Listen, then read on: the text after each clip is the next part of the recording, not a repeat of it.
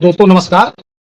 दोस्तों आज का विषय है कि अक्सर लोग कहते हैं जब उनके खिलाफ कोई सिविल का मुकदमा आ जाता है, जैसे उन्होंने कोई बैनामा कराया और उस बैनामे को कैंसिल कराने के लिए कोई व्यक्ति कोर्ट आ जाता है, या उनका कोई मकान है, उस मकान के विरुद्ध कोई परमानेंट इंजंक्शन का दावा ले आता है, उनके विरुद्ध कोई रिकवरी का सूट ले आता है, उनकी कोई वसीयत को निरस्त करने का कोई मुकदमा ले आता है, या किसी प्रकार का कोई ऐसा सिविल वाद ले आता है जो बेसलेस है, ग्राउंडलेस है। और अक्सर लोग ये सोचते हैं कि इसको तुरंत खत्म करा दिया जाए। जो भी अपने वकील साहब से मिलते हैं, क्योंकि मैं सिविल का प्रैक्टिशनर हूं, 99% लोग आते ही कहते हैं कि साहब इसको इसी जगह खत्म करा दो, जो भी स्थिति हो खत्म करा दीजिए, जो भी पैसा लगेगा मैं दे दूंगा। तो आज मैं आपको बताना चाहता हूं कि जब आपके मुकदमे में जो आपके खिलाफ हुआ आपको ये कमियां दिखें जो मैं बताऊंगा अभी, तो आप बिल्कुल निश्चिंत होकर के वकील साहब से मिलिए, उनसे अपना मैटर लिखवाइए और पहले वही एप्लीकेशन दीजिए। आपको कुछ नहीं करना है, आप वही एप्लीकेशन दीजिए और वो एप्लीकेशन देते ही उस पर आपत्तियां ली जाएंगी और आपका मुकदमा खत्म कर दिया जाएगा। तो दोस्तों ये बहुत महत्वपूर्ण टॉपिक है और वीडियो भी बहुत महत्वपूर्ण है, और ये उन लोगों के लिए है जिनके खिलाफ कोई सिविल का मुकदमा दाखिल हुआ है। और ये आज मैं इसमें सुप्रीम कोर्ट की कुछ लैंडमार्क जजमेंट बताऊंगा जिनमें ये कहा गया है कि अगर ऐसा है तो मुकदमे को आगे बढ़ाने की जरूरत नहीं है, उसमें क्यों एनर्जी वेस्ट करनी। भाई कोई मुकदमा होगा उसमें हम भी लिख के देंगे, वो भी लिख के देंगे, जज साहब बैठ के सुनेंगे, कोर्ट में जो अर्दली हैं वो पुकार करेंगे, दोनों पक्ष दौड़ के आएंगे, कई डेट पड़ेंगी, बहुत कुछ लिख के देना होगा, समय जाया होगा। तो ऐसा क्यों किया जाए? अगर वो इस कैटेगरी में ही नहीं है तो उसको बीच में ही ना खत्म कर दिया जाए। तो आज मैं इसको, एडवोकेट्स तो लगभग जानते हैं, लेकिन हमारे सम्मानित व्यूअर्स, सब्सक्राइबर्स, कुछ ऐसे लोग हैं जो नहीं जानते, जिनको जानना जरूरी है। वो मुकदमा देख के ही समझ जाएं कि इसको बीच में ही खत्म कराना है। एक एप्लीकेशन देंगे और आपका मुकदमा उसी जगह से खत्म हो जाएगा, आपके विरुद्ध कोई मुकदमा ही नहीं रहेगा। तो इसको समझ लेते हैं, क्या एप्लीकेशन देनी है और उस एप्लीकेशन में क्या देखना है, दावे में क्या देखना है, क्या लिखना है उस एप्लीकेशन में। सबसे पहले ये देख लेते हैं, समझ लेते हैं कि सीपीसी एक ऐसी किताब है जिसमें सिविल के मुकदमे कैसे चलाए जाएंगे, कैसे उनका प्रक्रियात्मक विवरण होगा, क्या प्रक्रिया होगी कोर्ट की, सारा विवरण दिया हुआ है। तो उसमें ऐसी व्यवस्था कहां है कि एक एप्लीकेशन दी जाए और मुकदमा खत्म। तो दोस्तों ऐसी एप्लीकेशन आदेश 7 नियम 11 सीपीसी के अंतर्गत दी जाती है, सिविल प्रक्रिया संहिता। अब 711 की जो एप्लीकेशन है, ऑर्डर 7 रूल 11, ये किन चीजों पर दी जाती है, कब वो मामला खत्म हो सकता है, अभी मैं और डिटेल इस वीडियो के लास्ट तक मैं आपको बिल्कुल ऐसा कर दूंगा कि आप किसी भी मुकदमे को देख करके कहने लगेंगे कि ये बीच में ही खत्म हो जाएगा, और उस एप्लीकेशन से आप उसको जब चाहें तब उड़वा सकते हैं। तो दोस्तों 711 की जो एप्लीकेशन है, वो 711 वस्तुतः लागू कहां होता है, उसके मैं मेन पॉइंट्स बताता हूं। जब किसी व्यक्ति ने कोई सिविल का दावा दाखिल किया हो और उस सिविल दावे में उसको पढ़ने से ऐसा महसूस हो कि इस दावे में कोई वाद का कारण, माने काज ऑफ एक्शन उत्पन्न ही नहीं हो रहा है। जैसे सामान्य परिस्थितियां होती हैं, जैसे आप लोग कहते हैं कि झगड़ा तो नहीं होता, लेकिन ये बात कारण बन गई इसलिए झगड़ा हुआ। जैसे दो लोग हैं, दो लोग आपस में मुंहाचाही हो रही है, उनका बर्बली संवाद हो रहा है, लेकिन उसी बीच में एक आदमी ने थप्पड़ मार दिया, तो जैसे ही दूसरे थप्पड़ पड़ा झगड़ा बढ़ गया, और झगड़े का कारण वही थप्पड़ रहा। इसी तरीके से मुकदमा तभी दाखिल होता है जब उस मुकदमे को दाखिल करने का कोई कारण उत्पन्न हुआ हो, उसी को कहते हैं वाद का कारण।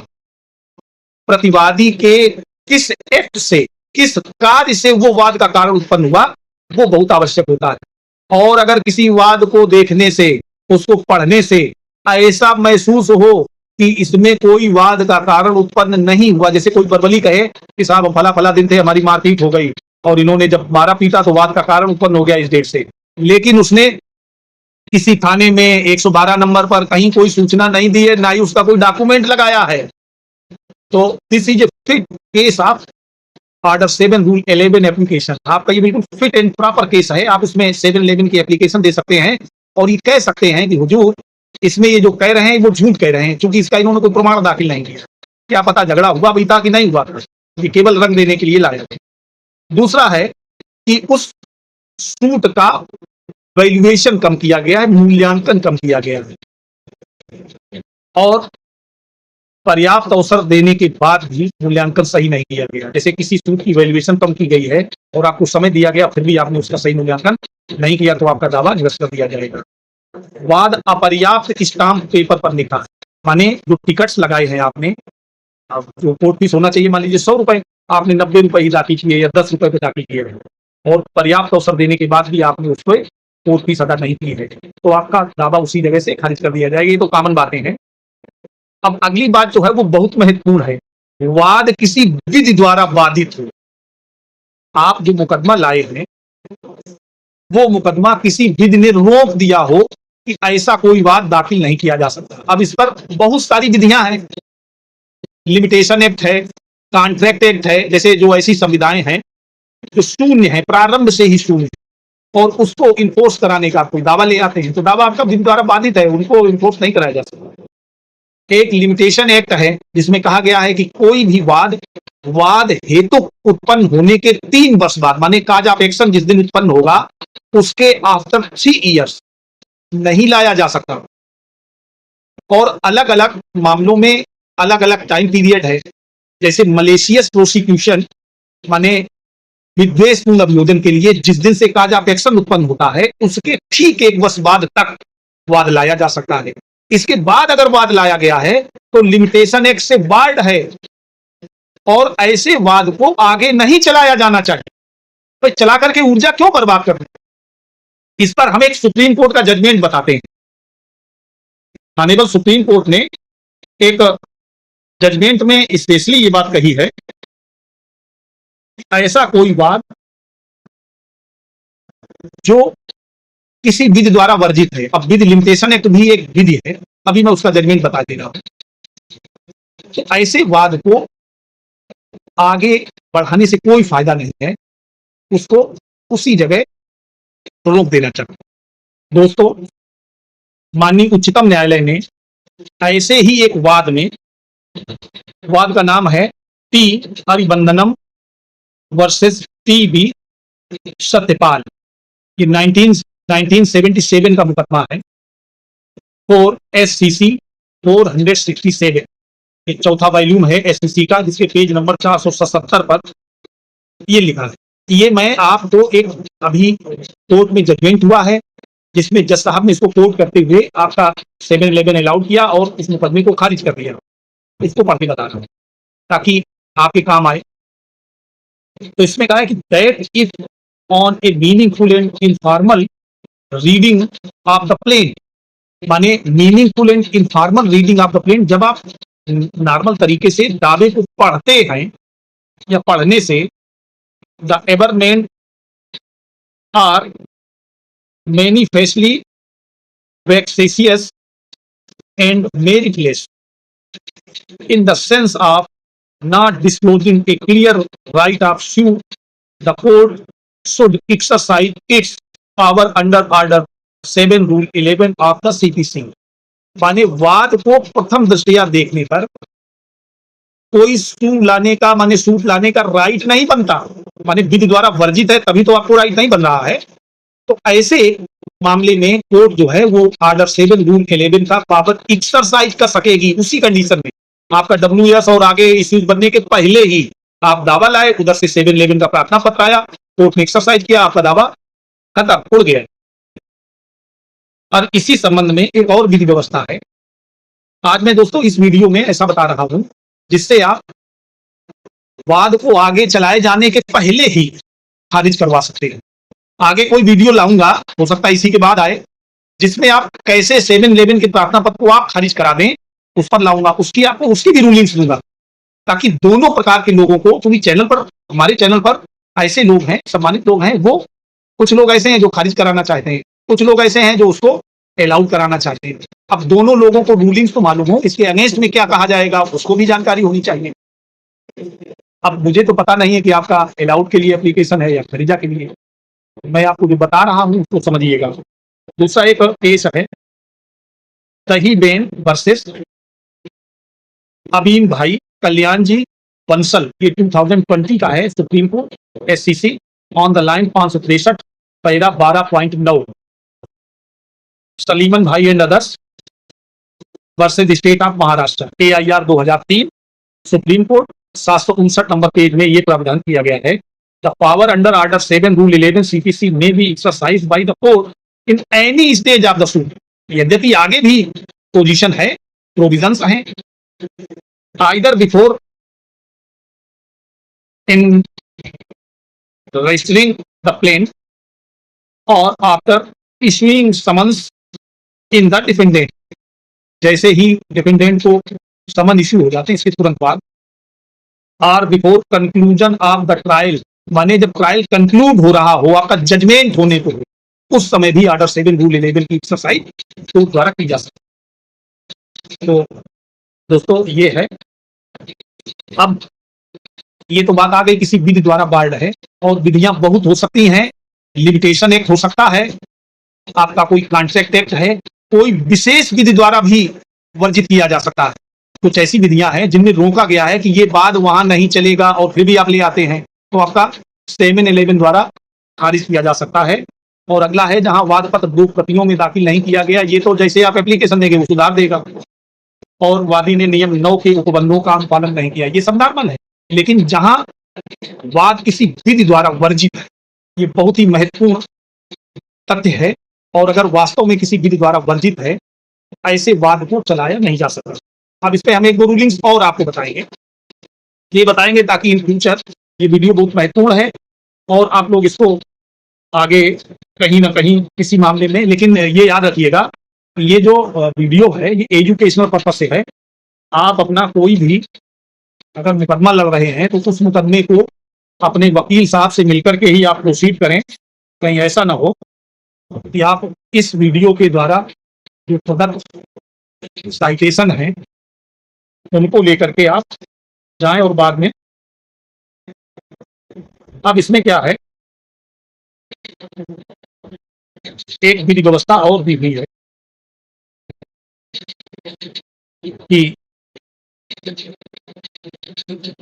एक व्यवस्था ये दी हुई है, ये भी सुप्रीम कोर्ट की है।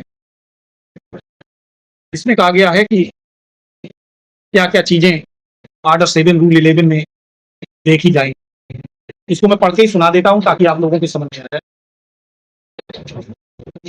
छोटन बेन वर्सेस कीर्ति भाई ठक्कर 2018, छठा वैल्यूम है सुप्रीम कोर्ट का, पेज नंबर 422। इसमें honourable supreme court has further confirmed the scope of provisions stating rejection of a plaint as held as under, माने किन पोजीशंस में प्लेंट को रिजेक्ट किया जाएगा उसके बारे में बताया गया है। This decision have been noted in church of Christ charitable trust and educational charitable society versus यूनिमन एजुकेशनल ट्रस्ट। इस केस में ये 2012 का केस है, 8वां वैल्यूम है सुप्रीम कोर्ट का, और इसका पेज नंबर 706 है। इसमें भी पैरा 11 में कहा है this position was explained by the court in Salim Bhai versus state of Maharashtra.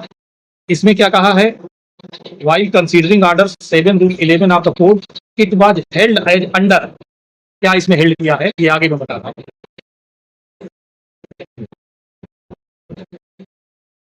इसमें कहा है ए पर usual of order 7 rule 11 CPC makes it clear that the relevant fact which need to be looked into the deciding an application thereunder are the abnormament in the plaint. The trial court can exercise the power under order 7 rule 11 CPC at any stage of the suit before registering the plaint of or after issuing deciding an application under clause A and D of the rule 11 of order 7 CPC. The abnormament in the plaint are many. The pleas taken by the defendant in the written statement would be fully irrelevant at that stage. Therefore, a direction of file the written statement without deciding the application under Rule 7, Order 7, Rule 11 CPC cannot but be procedural irregularity touching the exercise of jurisdiction by the trial. It is clear that in order to consider Order 7 Rule 11 The court has to look into the abandonment in the plan, and the same can be exercised by the trial court at any stage the suit.